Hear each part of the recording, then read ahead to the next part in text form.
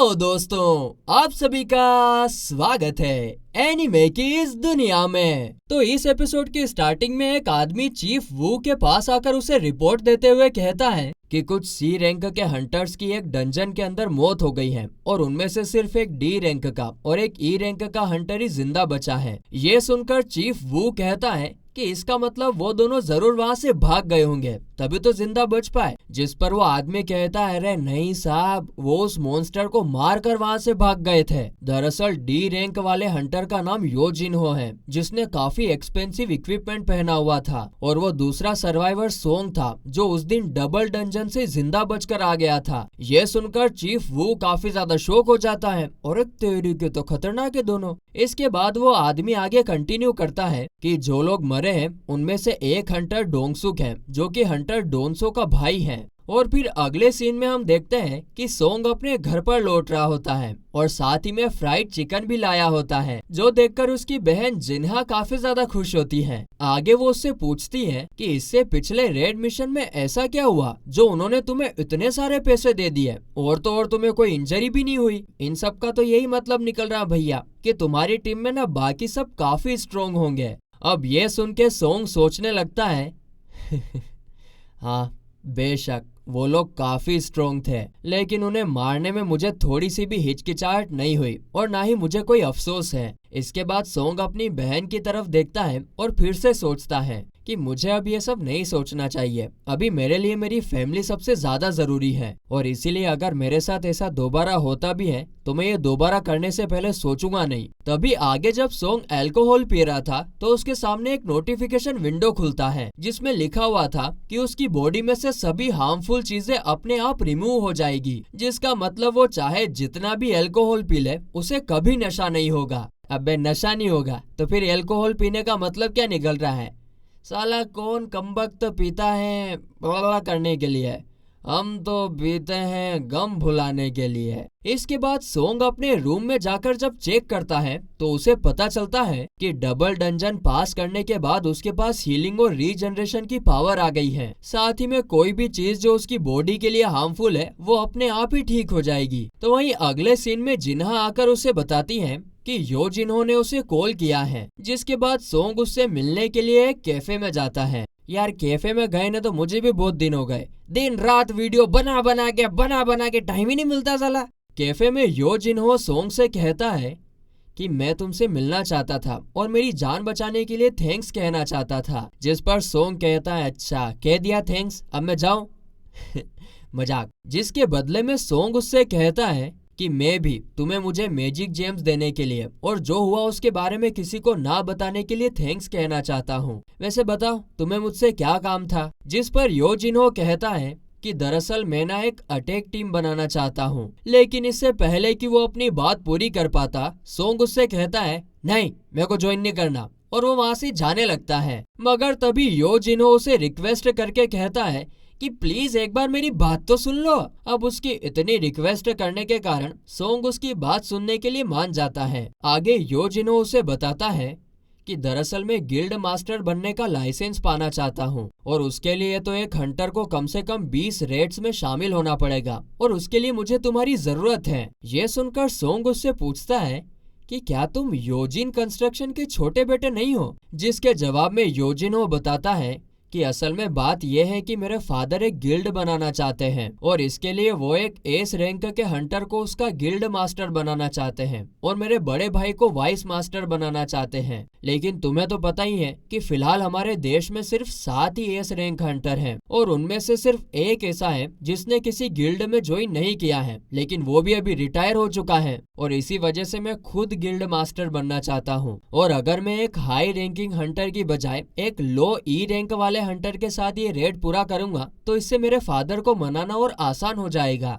इतना कहने के बाद योजिनहो उसे एक डॉक्यूमेंट देता है और कहता है कि ये हमारे होने वाले गिल्ड की बिल्डिंग है, जिसकी कीमत 30 बिलियन है, और मैं तुम्हें ज्वाइन होने के लिए भी इतने ही पैसे देने के लिए तैयार हूँ। ये सुनकर सोंग सोचता है कि सिर्फ 20 मिशन के लिए 30 बिलियन, ये तो काफी बड़ा अमाउंट है। लेकिन अगर देखा जाए तो फिलहाल इस दुनिया में मैं अकेला ही हूँ जो कि लेवल अप कर सकता है, और अगर मैं ऐसे ही लेवल अप करता हूँ तो एक दिन एस रैंक या उससे भी ज्यादा स्ट्रॉन्ग बन जाऊंगा, और उसके सामने ये 30 बिलियन तो कुछ भी नहीं है। और उससे भी ज्यादा जरूरी बात तो ये है कि लोगों के साथ टीम में रहकर लेवल अप करना तो काफी ज्यादा रिस्की है। और इतना सोचने के बाद सोंग उसका डॉक्यूमेंट वापस टेबल पर रखकर कहता है, अरे नहीं नहीं भाई यार, ये तो काफी घाटे का सौदा है, और उससे सॉरी बोलकर वहाँ से जाने लगता है। अब योजिनो को तो उसको कैसे भी करके मना नहीं था, तो वो पीछे से उसे बुलाकर कहता है कि सुनो, अगर तुमने मेरा साथ दिया तो मैं तुम्हारा राज किसी को नहीं बताऊंगा। जो सुनकर सोंग उसे खतरनाक नजर से देखता है, तेरी भैंस की टांग साले, जो देखकर योजिनो का मुंह बंद हो जाता है। और यहाँ पर सीन शिफ्ट होता है। अगले सीन में हम डोंगसुक के छोटे भाई डोंगसू को देखते हैं, जो कि अमेरिका में होता है, और उसको उसके बड़े भाई की मौत की खबर मिल चुकी थी। और जैसे ही उसे ये बात पता चलती है तो वो कहता है कि जरूर मेरे भाई को किसी ने मारा है। और इसके बाद वो सोंग और योजिनो का रिपोर्ट देखकर कहता है कि इन सालों को तो मैं जान से मार डालूंगा। आगे इधर हम देखते हैं कि सोंग और जिन्हा साथ में जॉगिंग कर रहे होते हैं। मैं भी कितना बढ़िया रोज सुबह उठकर एक्सरसाइज करता था, ये रोज वीडियो बनाने के चक्कर में सब बंद हो गया। मजाक दोस्तों, मजाक। जॉगिंग करते करते सोंग जिन्हा से पूछता है कि वैसे मुझे एक बात बताओ कि अभी अगर तुम्हारे पास 30 बिलियन होते तो तुम उसका क्या करती। जिस पर जिन्हा बताती है कि भाई अगर मेरे पास अभी 30 बिलियन होते ना तो मैं ना मोम के मेडिकल बिल्स पे कर देती और अपने कॉलेज की फीस भी पे कर देती और शायद बाकी के पैसे सेव करके रखती। अब इतने सारे पैसे तो काफी होते हैं ना, इसलिए यह सोचना बहुत मुश्किल है। ये सुनने के बाद सोंग हाँ में सिर हिलाता है, अच्छा ठीक है भाई, और कहता है कि अब मैं थोड़ा तेज भागने वाला हूँ, और इतना कहकर वो वहाँ से आगे बढ़ जाता है। आगे सोंग नोटिस करता है कि उसकी डेली एक्सरसाइज पूरा करने के बाद भी वो नंबर आगे बढ़ रहा होता है, जो देखकर तो फिर वो और ज्यादा एक्सरसाइज करने का डिसाइड करता है। लगता है मेरी तरफ की भी एक्सरसाइज कर लेगा ये आज तो। ऐसा कुछ सिस्टम होना चाहिए कि कोई और एक्सरसाइज करे और मेरी हेल्थ अच्छी हो जाए। खैर ऐसा कभी कुछ होने नहीं वाला। अब वो आगे और एक्सरसाइज करता है तो देखता है कि उसके नंबर डबल होने के बाद रुक गए हैं। उसी वक्त उसके सामने एक मैसेज लिखा हुआ आता है कि सीक्रेट क्वेस्ट अनलॉक हो गया है, और उसे एक बॉक्स मिलता है जिसके अंदर एक की होती है। आगे वहाँ पर लिखा हुआ था कि ये डीमंस कैसल में जाने की है और इसके लिए कम से कम एस रैंक का होना जरूरी है। और फिर आगे और नीचे लिखा हुआ मिलता है कि इसे पार करने के बाद एलिक्सिर ऑफ लाइफ मिलेगा, जो कि हर किसी इलनेस या इंजरी को हील कर सकता है। ये देखने के बाद सोंग सोचता है कि मैं इससे अपनी मदर की हेल्थ वापस से ठीक कर सकता हूँ, और इसीलिए वो उस की को यूज करने का डिसाइड करता है। इसके बाद जब सोंग उस की का यूज करता है तो उसके सामने एक काफी बड़ा गेट ओपन होता है, और वो अंदर जाते जाते थोड़ा सेल्फ डाउट करता है कि क्या मैं इसको पार भी कर पाऊंगा कि नहीं कर पाऊंगा। ये बोलना तो सरासर गलत होगा कि मुझे डर नहीं लग रहा है, लेकिन अगर कुछ गड़बड़ हुई ना तो मैं टेलीपोर्टेशन स्टोन का इस्तेमाल करके बाहर चला जाऊंगा। तभी सोंग के सामने ना एक 3 सर वाला खतरनाक मॉन्स्टर आ जाता है, और उसका नाम ना रेड लेटर्स में लिखा हुआ था, जिसका मतलब है कि वो मॉन्स्टर उससे काफी ज्यादा स्ट्रोंग है।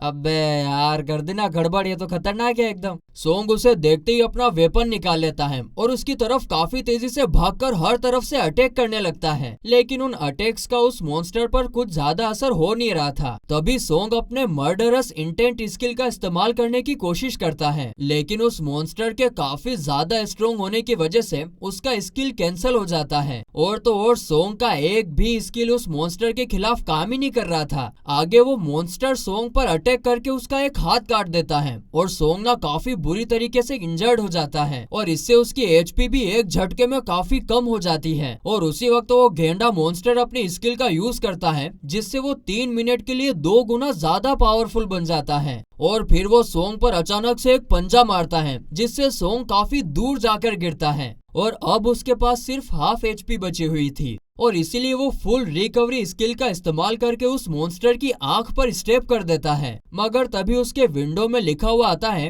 कि उस मॉन्स्टर को बिल्कुल भी पेन फील नहीं हो रहा है, और तभी वो मॉन्स्टर सोंग को वहां से दूर फेंक देता है और उस पर लगातार बार बार हर तरफ से अटैक करने लगता है, जिसकी वजह से अब सोंग काफी ही ज्यादा इंजर्ड हो गया था और उसकी हेल्थ अब काफी तेजी से कम होती जा रही थी। आगे सोंग सोचता है कि अभी अगर मुझे उसे हराना है ना तो कम से कम 3 मिनट तक तो संभालना ही होगा, जब तक कि उस मॉन्स्टर की स्किल का असर खत्म ना हो जाए। लेकिन ये काफी ज्यादा खतरनाक है। और फिर वो अपने टेलीपोर्टेशन स्टोन को बाहर निकालकर उसका यूज करने ही वाला होता है कि तभी वो मॉन्स्टर उसके ऊपर दोबारा से अटैक कर देता है, जिससे उसका स्टोन तो वहीं पर गिर जाता है और सोंग काफी तेजी से एक पत्थर में जाकर भराकर नीचे गिर जाता है। ओ भैंस की टांगे तो बहुत कुटाई खा रहा है यार आज। नहीं, मुझसे बहुत बार बार रिकॉर्डिंग करवाता ना, और कुटाई खातू तो और खा। इसके बाद सोंग देखता है कि उसे 300 गोल्ड कॉइन के बदले हीलिंग पोशन मिल रहा है, जो देखकर वो तुरंत उन्हें बाय करके यूज तो करता है, लेकिन इससे उसकी हेल्थ कुछ ज्यादा बढ़ती नहीं है। तभी उसकी नजर एक और बोतल पर जाती है, जिसे पीने के बाद उसके ऊपर ना फिजिकल अटैक का इफेक्ट 20% कम हो जाएगा। अरे ऐसी बोतल तो हमारी दुनिया में भी मिलती है, देसी पौवा।